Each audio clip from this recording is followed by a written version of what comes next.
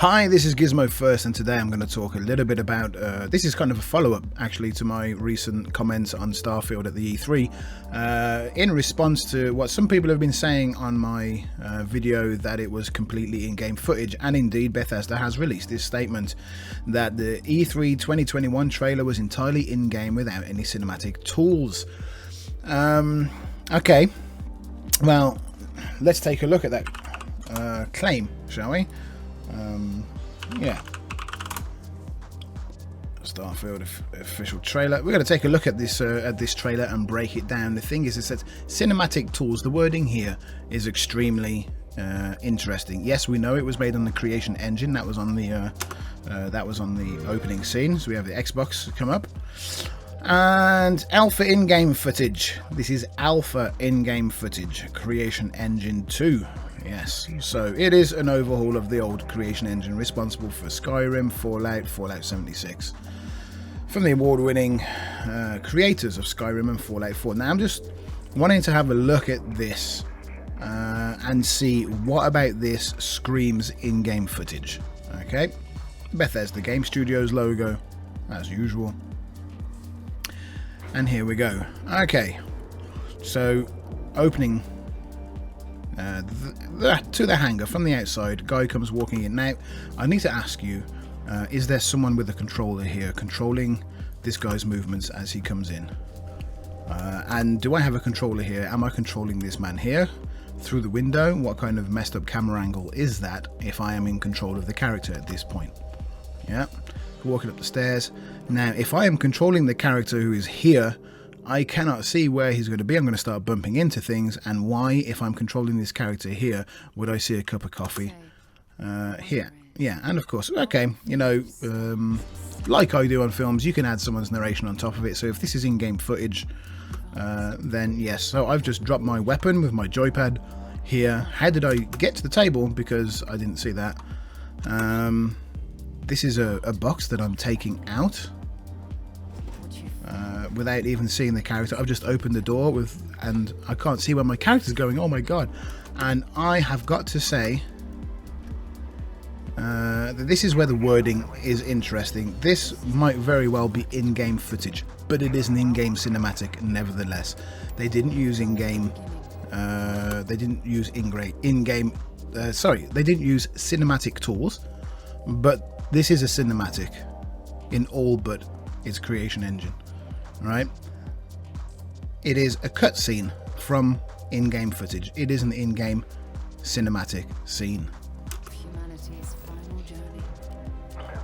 I've got no problem with that. I just hope that they had, because this is not how you take off every single time you take off. If this is the cinematic that happens every single time you take off, people are going to get really peeved because it's going to get old and boring.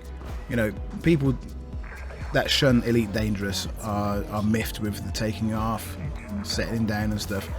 This is cinematic. This is a scene that you would see at the beginning of the game. This is definitely cinematic, and it's worth saying, you know, even if it's very, very nice. The thing is that the same happened with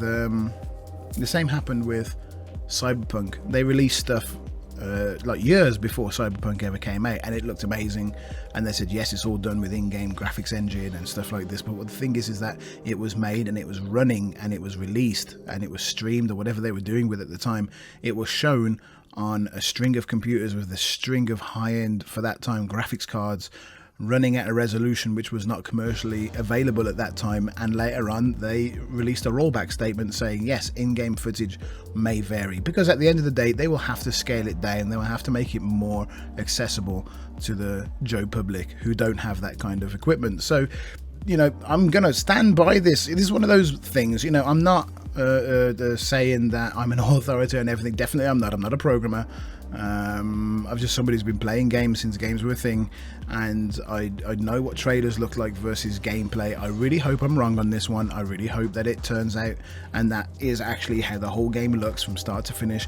I seriously doubt it, and I really look forward to all those comments coming up on this feed in a year's time which says, haha, you were wrong, and the game looks absolutely fantastic. Now, don't get me wrong, it doesn't have to have amazing graphics to be considered an amazing game. It doesn't. I don't think graphics equal good games. There are some amazing graphics out there with crappy games under them.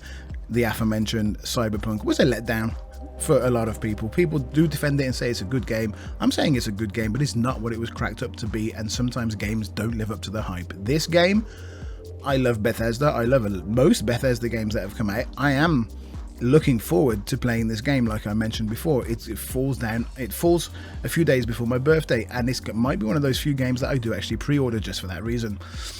So Starfield is the first universe 25 years from Bethesda, the first game that's using Creation Engine 2, which is an overhaul of Creative Engine 1, they've already stated. Bethesda will release Starfield November the 11th, 2022. Enjoy. Yeah, and that's all that's all there really is to say about it. And here we go. Remember that Cyberpunk 2077 trailer from 2018, which had a tag game engine footage, or their 2020 PS4 gameplay trailer? Whoever falls for this in 2021 is really brain dead. Not a nice word. Yeah, no, I'm not going to start calling people names. That's not how I roll.